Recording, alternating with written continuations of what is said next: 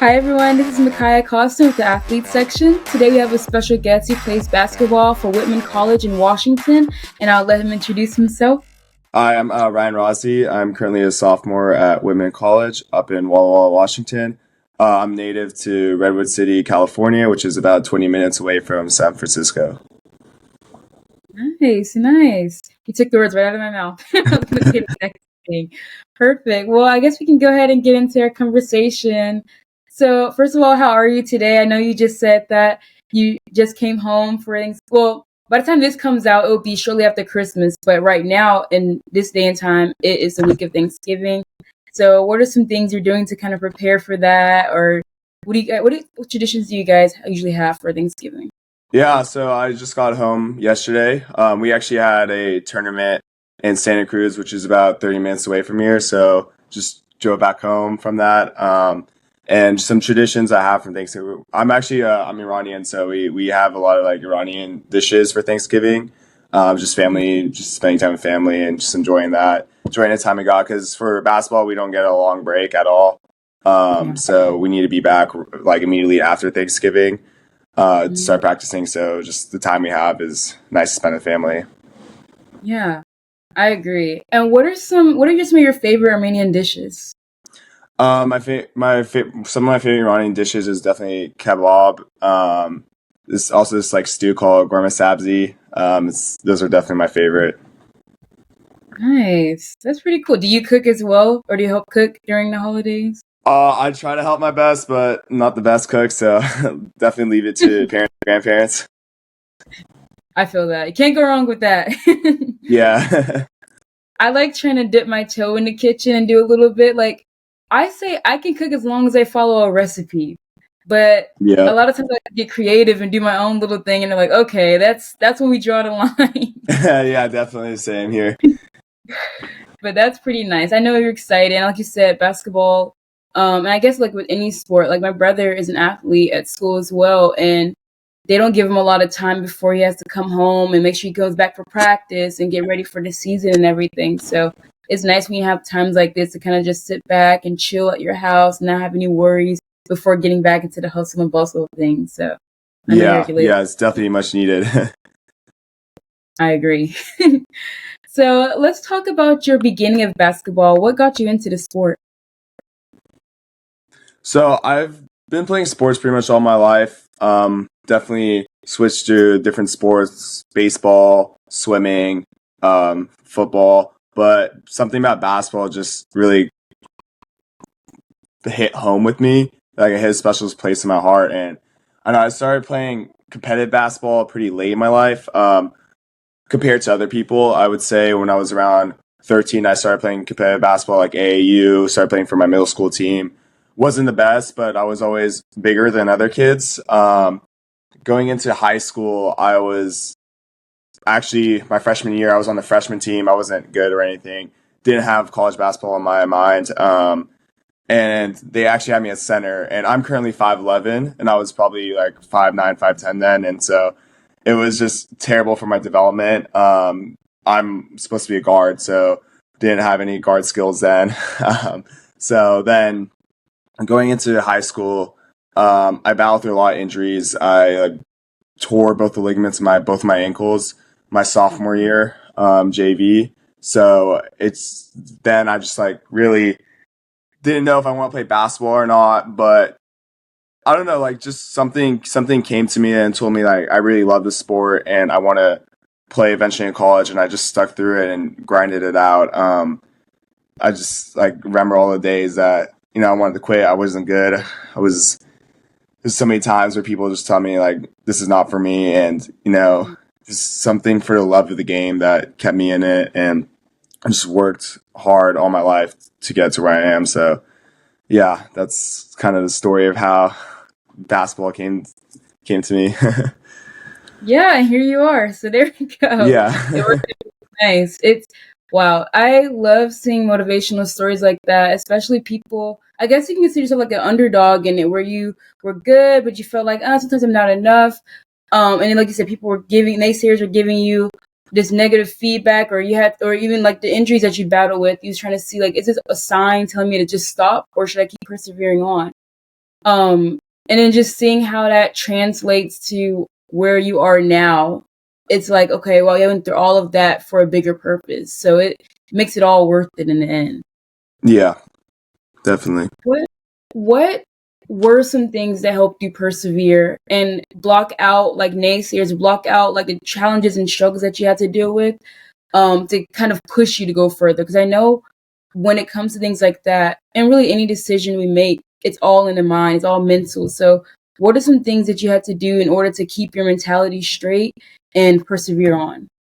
So I would say my parents, and oddly enough, I would say it was sort of a situation which was COVID. Mm. Um, I would say so after my sophomore year of high school, that's where I was injured. COVID hit, wasn't playing basketball. That's where I was at the bottom of my life, I would say, and I was thinking of quitting.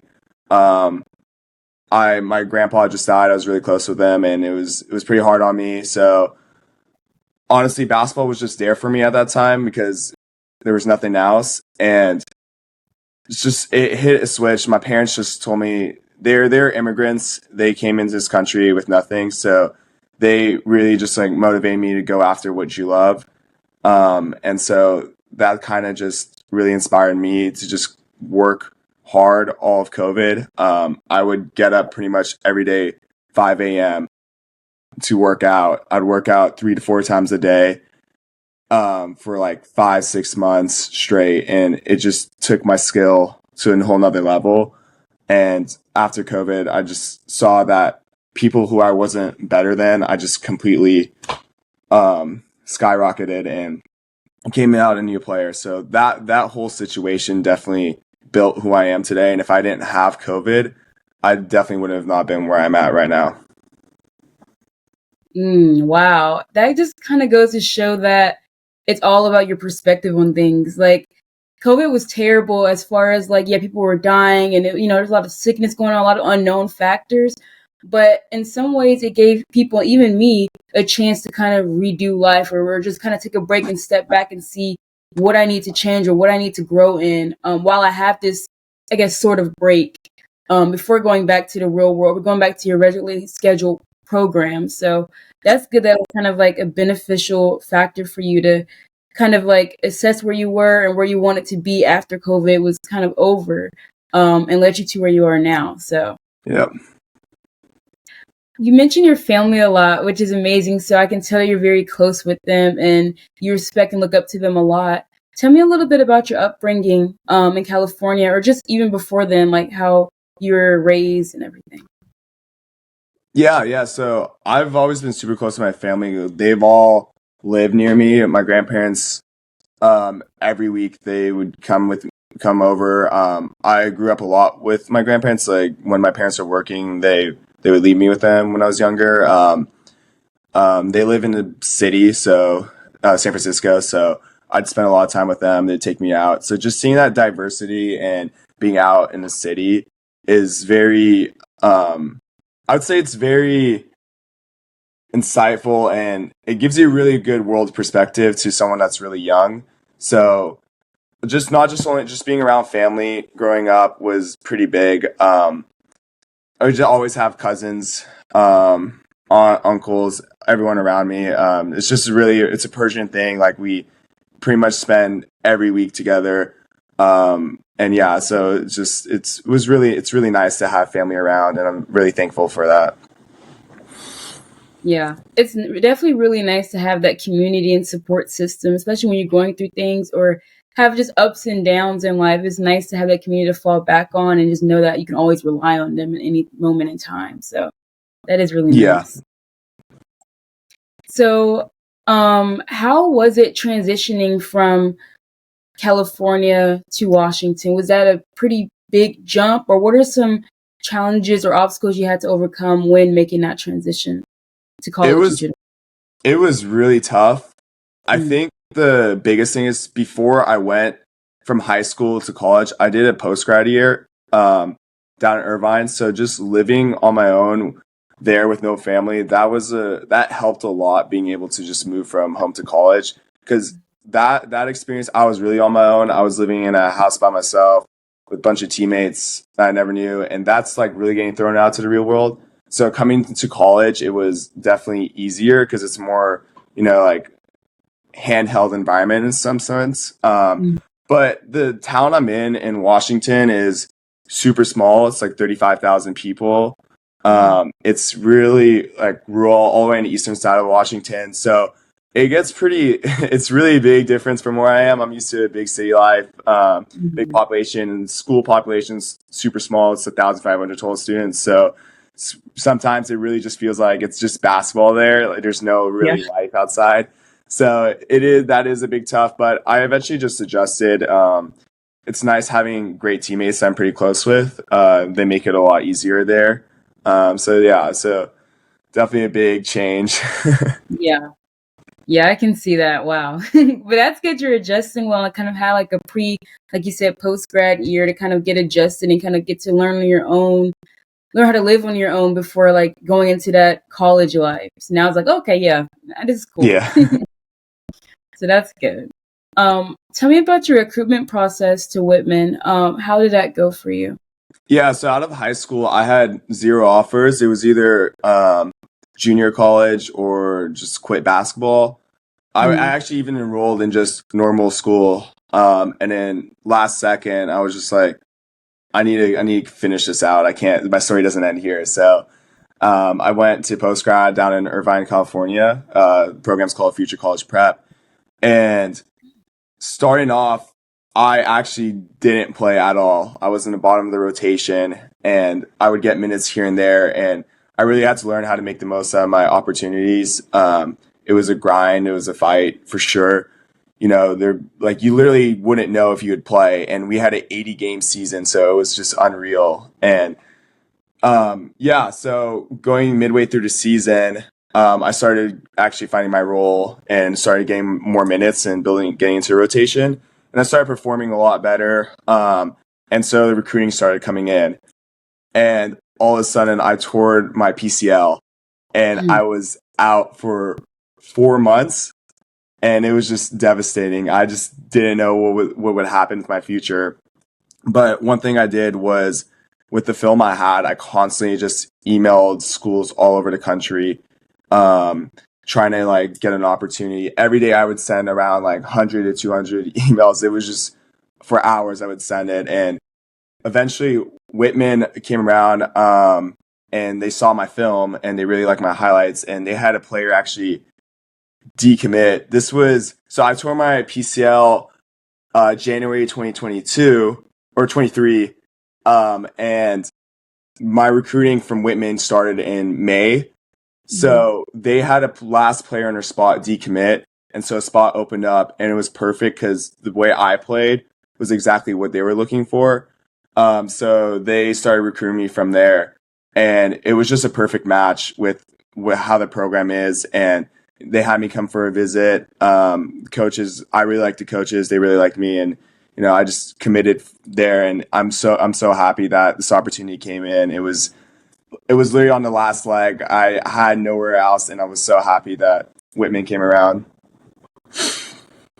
Yeah, I love that because it's like life where it just throws you curveballs. You never know. There's so many unknown factors, especially for future thinking and just goals that we have in mind. It's like, okay, I don't know where I'm going to be around next year this time. I don't know if I'm going to, everything that I worked for, was it in vain? But when things happen like that, where the right college, reaches out to you at the right time or the right visit, you're able to kind of see like all this work that I put in, all this time that I put in. The mornings I woke up at 5 a.m. and had to work out, like you said, are now being recognized, and I'm able to showcase my talents on a higher level now. So that's a really great experience to embark on, for sure. Definitely. It honestly just felt like, I felt like when I tore my PCL that all the work was for nothing. And when I lost all my recruitment, I was just like, this dreams really don't come true. Yeah. And when Whitman came around, I saw the whole picture, and it just all clicked at the same time. And it was the best feeling in the world. That's so nice. I love hearing stories like that because it really does put things into perspective. When you look at the full picture, like, okay, it's going to work out. I just don't know when, but at some point it always works out when it needs to. just like staying patient, staying motivated during the off season, during times where you're feeling down is definitely the key and goal to get to that next point. Yeah, it all works out then. You just got to stay patient and keep following the path for sure. Yeah. How is your overall experience so far now that you have been there for a little over a year now? Got a chance to be with your teammates and playing some games and get experience down there in Washington. What are your pros and cons of going to Whitman, and do you still feel like it's a great choice for you? Yeah, so crazy story. This summer before I was going to school for my first year, I actually broke my right big toe and I had to have surgery for it. So I was out my whole freshman year. I had to redshirt actually, and it's like that's pretty much the story of my life. Like everything goes well, and then all of a sudden something hits, and start from the bottom. And so, it was just another bump on the road, and it was tough. It was definitely made my first year super hard, just sitting on the sideline all year when Yeah. I was so excited to finally start my college career. It definitely hindered my growth because you're not playing, you're not practicing. I literally didn't practice at all last year, so it was just took literally a year off basketball. But it was also a great learning experience watching the game, and just seeing how the program works. I've learned so much just from being there in environment and basically controlling the things you can control. I think was really important. It definitely made my first year tough just because I was there for basketball and I literally couldn't do the one thing I loved. And so this summer, I worked really hard getting healthy, making sure that did a lot of injury prevention, worked hard on my skill, and I came in this year feeling a lot better. That I've been practicing ever since, been healthy, so it's been nice. And actually playing has made the experience good. And I definitely college level is a huge difference from high school level. Everything is just very detailed, very precise. We have to follow a schedule. All the little things really matter, whether it's being there 15 minutes earlier, being a good teammate, even when you don't want to, have to do film, you have to take care of your body. It's the most important thing, eating right. So it's just the little things matter so much in college basketball or just in college sports in general. So you just have to be on top of your craft. It really is a full-time job that you have to do. The other thing was at my prep school, we didn't have any school. So taking a year off school and coming back to doing school was really tough. Just balancing schoolwork and basketball, it was hard. And especially my first year when I wasn't playing, like it was just a bad mental space. Yeah. But yeah, I mean, I eventually got it done. You figure it out. Like you have to take care of your schoolwork, otherwise it's gonna affect your on court non performance and just being on court. Like you need to have good grades to be on court, especially at a D3 level. So yeah, I mean, I love Whitman. I love the coaching staff. This year, I feel like I just fit perfectly in the system, and I think systems matter so much in sports where you can really shine. And so I'm finding my place here, and I'm excited to grow my next few years here and seeing what kind of player I become in this program. Yeah, that's the goal, just seeing how you grow from it, like learning from other experiences or learning from past experiences, and then just continuing on from there, because every step of the way, every moment in your path, like you said, even if it feels like, oh, everything's going so great right now, like, we know something Yeah, something's gonna come.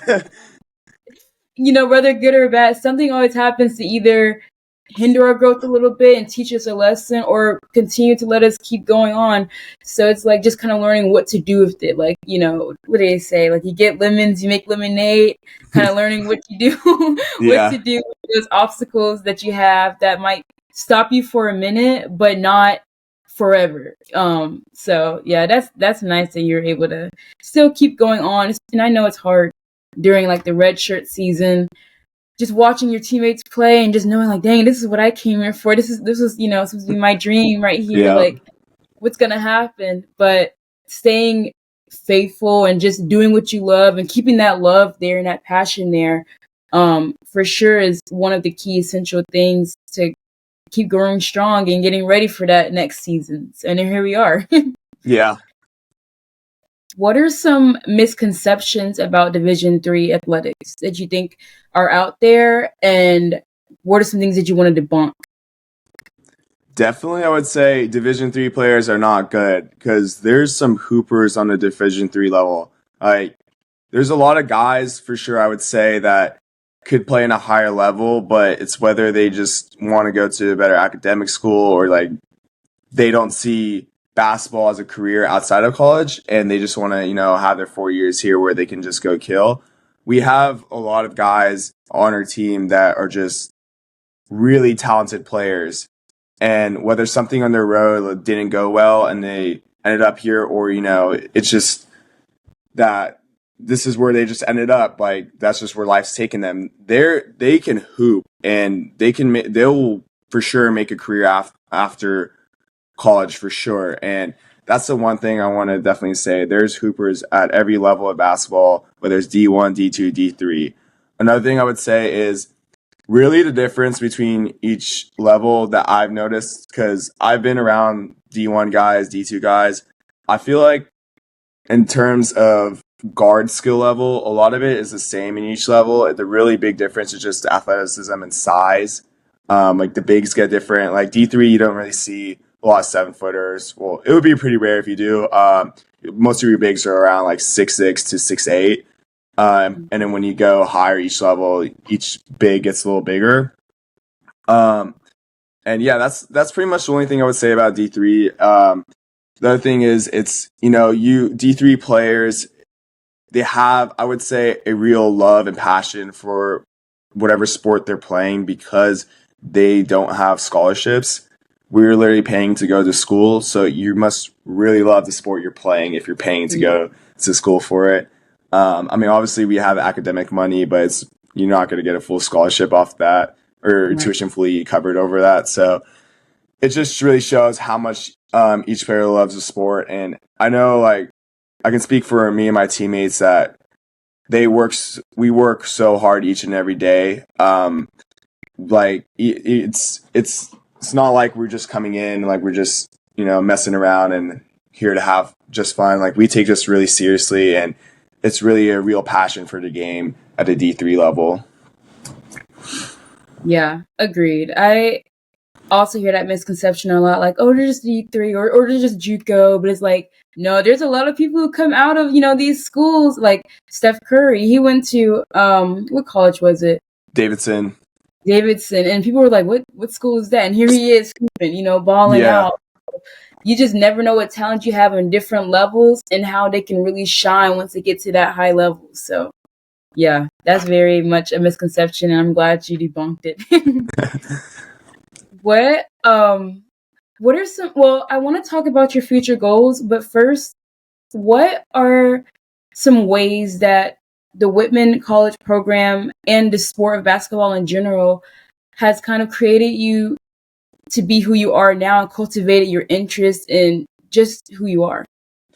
It's definitely made me a lot more mature. My coaches expect a lot from me and the team as a whole. I would say it's really made me I would say a good person in a sense where we're out in the community a lot. Like, we have a small town, so we have to do a lot of volunteer work. We go out and make sure we make relationships with the community.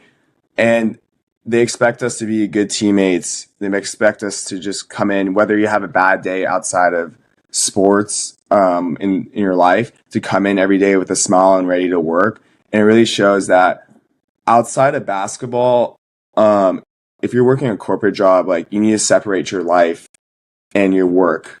So it's just like those are two different things, and you have to have two different mindsets when you go into it. So you can't have a crossover of how you're feeling with it. So you have to somewhat put on a mask on, and no matter what's going on in your life, you need to come in ready to work hard and have a different type of attitude in. So it's really made me like be able to separate my life from my sports. I think in the past, like, a lot of things that were going on in my life, I brought it into basketball, and it's affected me on the court and how my attitude is, and how I'm performing on the court. And I just really learned how to just separate that.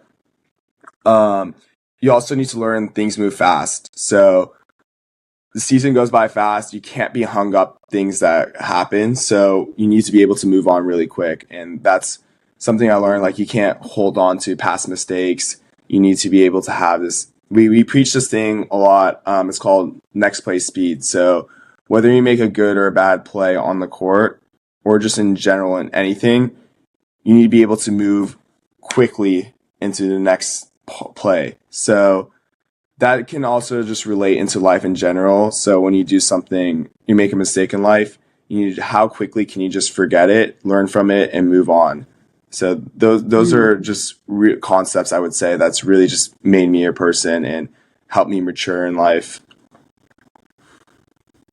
Yeah, those are important concepts too, because even for me, like you said, in life, it can be something that you did wrong or you made a mistake or, had to get corrected on.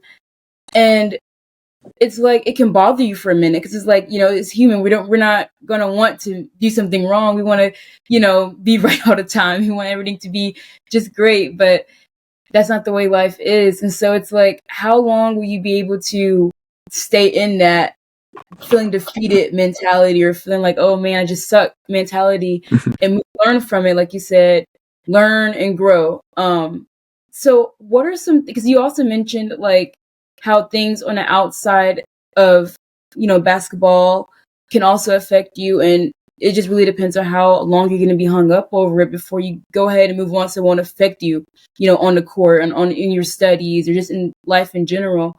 So what are some examples of ways that you were able to kind of like let go of that? And what are some ways that helped you start growing into that? Just forgetting and learning and then forgetting and moving on. So I would say, oddly enough, breathing.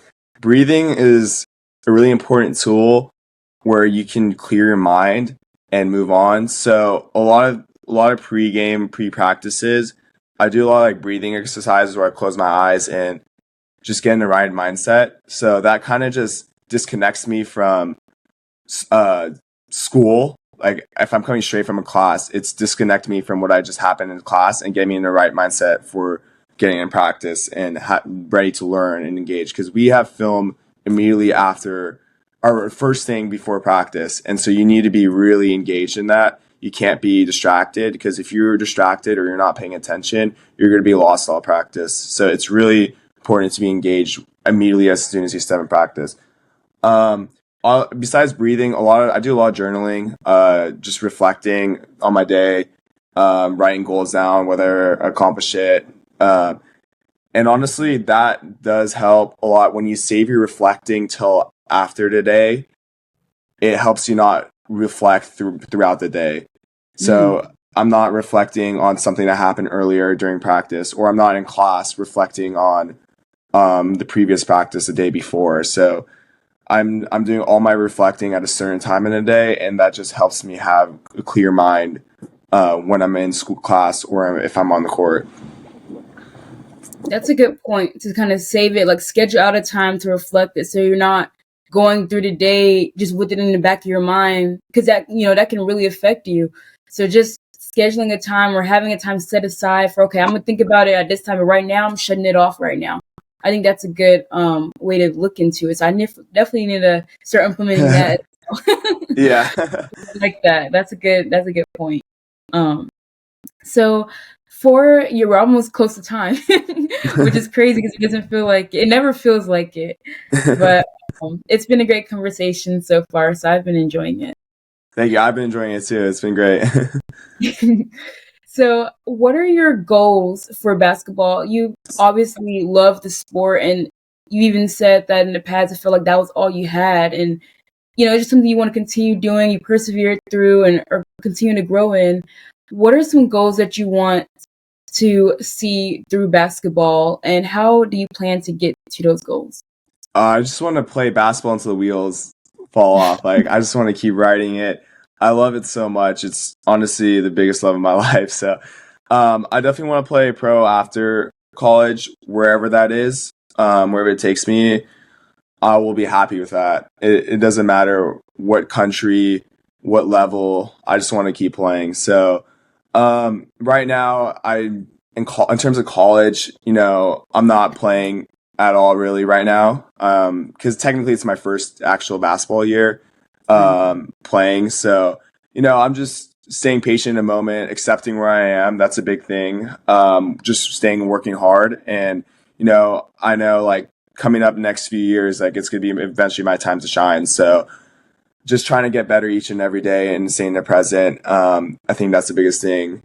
Not letting my goals that I have in the future affect me right now, because right Mm. now, one thing I've learned in my life over and over is that you're supposed to be where you're at for a reason. So definitely just want to have a great college career at Whitman. I want to win as much games as we can and see the school succeed because they gave a chance on me. So just want to ride it out and see where we heading up, and then eventually play professional somewhere and just enjoy basketball as long as I can.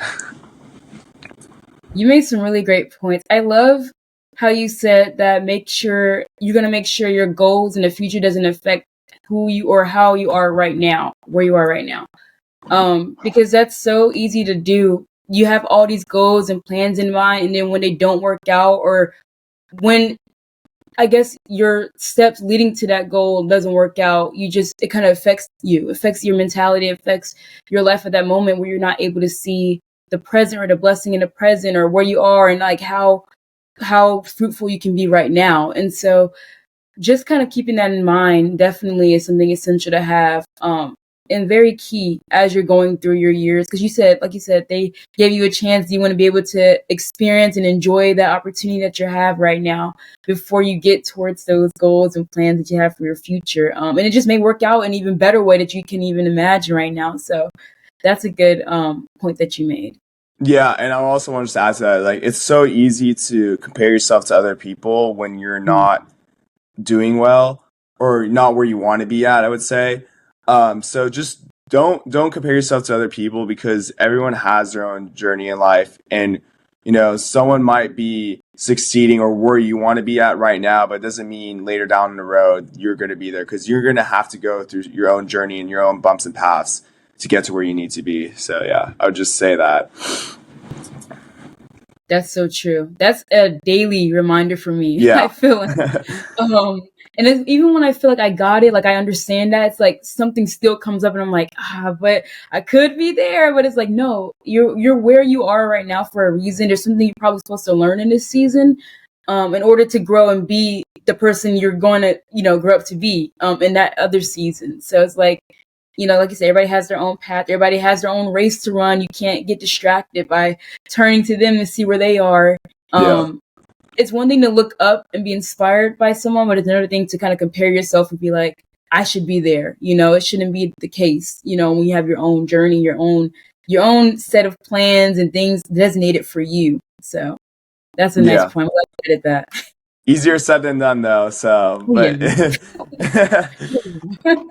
but I say that now, but then later tonight I'll be like, wait a minute, on LinkedIn.